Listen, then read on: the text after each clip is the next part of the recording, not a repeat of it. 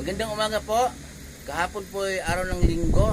Sabi nila traffic daw sa bayan, maraming nagsisimba.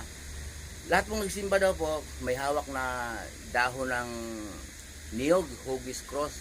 Dahil ano daw po, palaspas. Maraming pong tanong sa akin na, siyempre, di ba nagbabasa ka ng Bible? Biblical ba yung palaspas? Sabi ko, sige, babasahin ko. Kaya pakinggan po ninyo, babasahin po ng inyong lingkod. Sa John 12:12. Kinabukasan, nabalitaan ng maraming taong dumalo sa pista na si Jesus ay papunta sa Jerusalem. Kumuha sila ng mga palapa ng palmera at lumabas sila sa lungsod upang siya'y salubungin.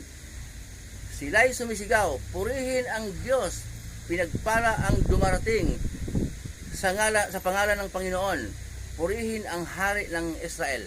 Ayan, binasa po ng inyong lingkod. Dahon po ng, palapa po, yung sanga ng palmira, nilatag ng mga tao sa daan habang dadaan si Jesus na nakasakay sa asno.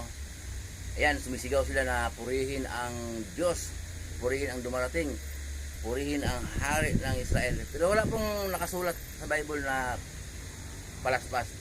Hindi po dahon ng niyog ang nakasulat, kundi palapa ng palmira po.